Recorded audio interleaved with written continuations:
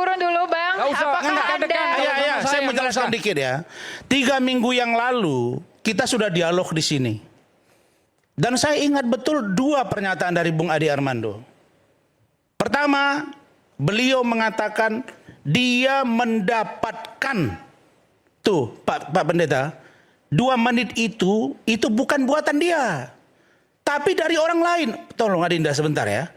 Lalu kemudian ditanya sama host Adinda Aiman yang sekarang dipersiapkan ini, adik kita Ayah ini, bahwa itu dari orang lain dan akan disampaikan ketika polisi meminta keterangan itu kepada dia. Berarti ada gitu. Bukan karangan dia, bukan editan dia. Yang kedua, berarti terbantahkan.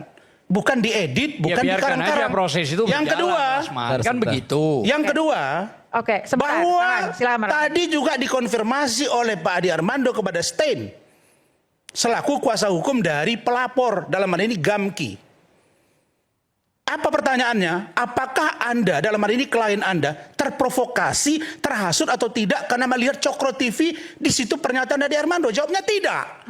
Nah, berarti 2 hal ini tidak melekat kepada diri Adi Armando, itu loh. Kalau begitu bagaimana? Siapa yang melakukan ini? Silakan proses hukum untuk melakukan. Gitu loh. Anda berbicara. Sebentar ya. Ada pembenaran. Anda tadi berbicara itu sebagai seorang yang menganalisa perkembangan kasus. Saya tidak lagi berbicara dari itu. Maaf ya, Ayah ya. Saya sedang berbicara mengomentari pernyataan dari Adinda Aziz. Saya hanya mau katakan bahwa 3 minggu yang lalu, betul nggak, Mas Ade? Beliau mengatakan bahwa waktu itu beliau ini Zoom, bahwa pernyataan dia tentang yang 2 menit itu bukan datangnya dari dia sendiri, tapi dari orang lain. Siapa itu nanti diberikan ketika penyidik meminta itu.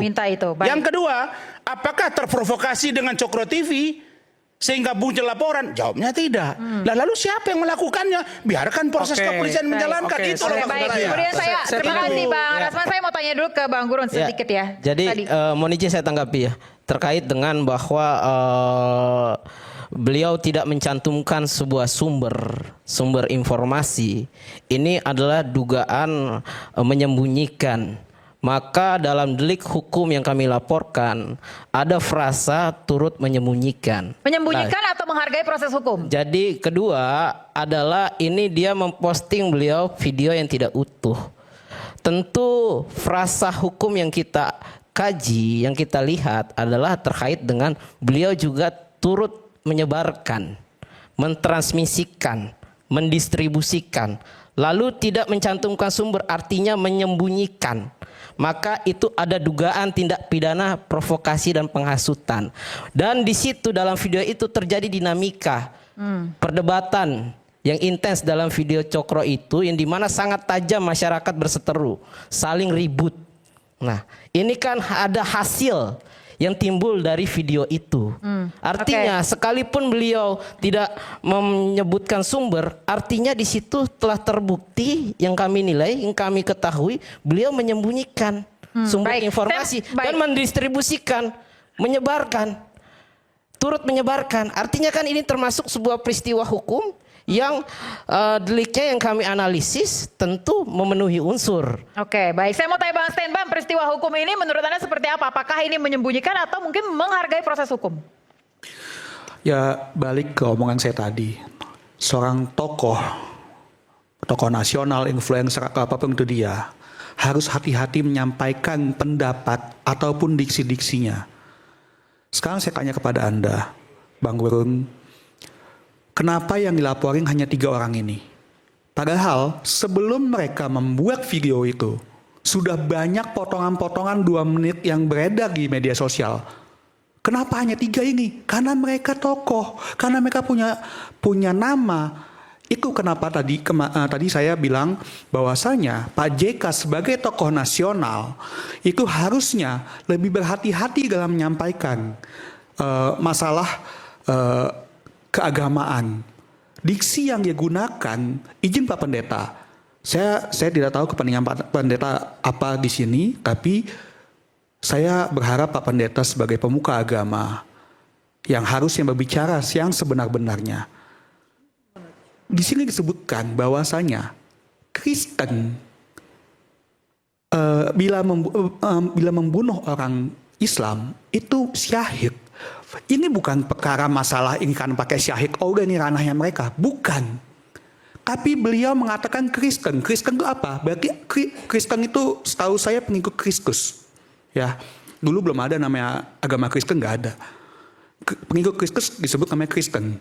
Berarti yang sekarang menjadi agama. Jadi semua orang Kristen itu berpendapat membunuh orang Islam itu akan syahid. Satu, kita tidak mengenal mati syahid.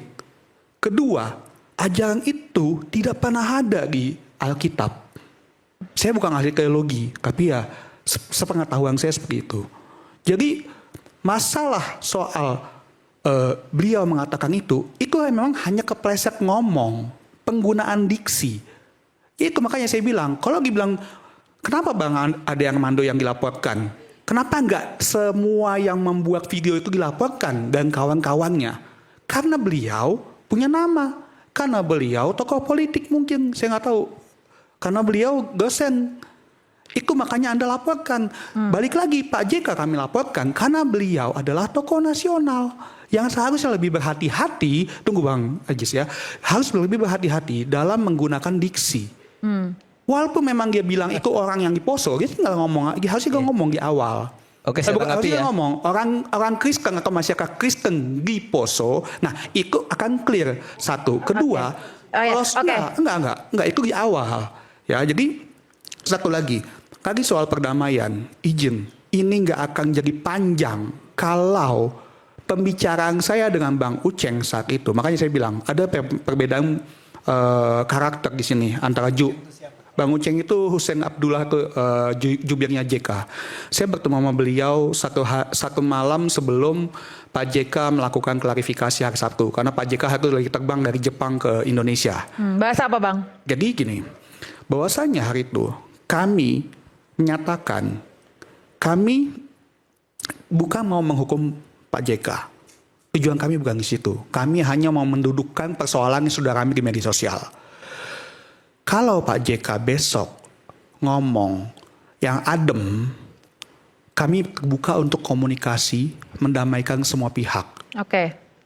Tapi apa yang terjadi? Pak JK malah berapi-api, membawa kemana-mana, mengatakan dirinya difitnah. Nah, itu yang jadi difitnah. Bentar ya. Baik, dijawab dulu pertanyaan. Saya tanggapi ya. Jadi gini, Stan saudara ketemu dengan Pak Husein Abdullah, jubir Pak JK, itu saya ada di Yakun Kaya kan? Iya betul. Benar. Ya. Saudara duduk dengan Pak Husein, saya ada di samping tuh, tapi saya tidak mendengar perbincangan itu. Oh iya. Okay. Benar kan? Iya. Iya, di Yakun Kaya Menteng. Betul. Oke. Sikap Pak JK waktu pulang itu sudah mulai tensinya sudah tinggi sekali. Perdebatan di kolom komentar, beliau dicaci maki, beliau dituduh sebagai tokoh yang menista, sebagai pribadi antagonis yang tidak, itu sudah kemana-mana. Beliau baca itu? Baca, ditunjukkan. Makanya beliau bilang bahwa ini fitnah yang satu level di bawah gerakan PKI. Gaya-gaya mereka ini. Karena kenapa? Ini ingin membenturkan dengan melabeli agama. Makanya beliau marah. Pak JK itu pendamai. Kalau saudara Stanley mau ketemu dengan Pak JK bisa. Tapi kalau lihat situasi yang beliau masih di Jepang, di Yokohama meresmikan masjid, lalu tiba-tiba harus cepat kembali ke Jakarta. Padahal beliau masih punya agenda kemanusiaan. Beliau Palang Merah Internasional. Masih ada agenda beliau 1 atau 2 hari. Tapi harus memutuskan untuk secepat kembali ke Indonesia karena ada situasi seperti ini. Beliau katakan kepada kami, boleh kalian marah atau berbeda pendapat, bahkan mungkin menyerang pendapat beliau. Tapi jangan pernah sampai pada titik ingin membenturkan anak bangsa atau agama, itu bahaya. Okay. Karena saudara Stan dan teman-teman Bung Ade, Pak JK itu hampir meninggal di Ambon. Bagaimana beliau, kalian ini kan tidak pernah tahu bagaimana konflik itu. Tapi kami merasa bagaimana dampak konflik untuk kami. Saya harus pergi sekolah ke Makassar itu karena Universitas Unpati itu terbakar, bos.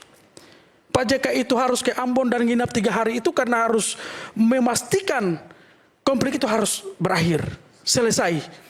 Beliau jalan darat di blokade, pohon ditumbangkan, dengan speedboat angkatan laut dibakar. Untuk itu beliau harus menembus lapangan Merdeka dengan menggunakan helikopter. Itu pun diganggu. Beliau pertaruhkan nyawanya. Makanya beliau bilang, kalian boleh menyerang pendapat saya, berbeda pendapat, bahkan mungkin menghina saya pada wilayah yang lain. Tapi jangan menggunakan agama untuk menghancurnya. Karena saya rasa betul bagaimana saya bisa ada di ujung kematian. Oke. Seperti Baik. itu. Kami sedikit itu, Bang? makanya ini lagi-lagi kenapa kalau saudara Sten bilang bahwa Pak JK kalau berapi-api, beliau marah. Pantas Bung Sten, sekelas Pak JK dituduh seperti itu, dipotong videonya. Beliau sedang melakukan agenda kemanusiaan ke Jepang. Lalu tiba-tiba harus mempercepat agenda dan pulang ke Indonesia untuk menanggapi ini. Fitnahnya itu apa? Fitnahnya itu kan sudah jelas tuh potongan video. Itu kan jelas fitnah. Di sana saudara memotong video ceramah Pak JK yang 48 menit, dipotong cuma 2 menit lalu dikomentari. Saya tidak memotong. Oke, Tapi saya mau sekarang bilang begini. yang 2 menit itu. Oke. Pak JK. Gimana fitnahnya? Oke,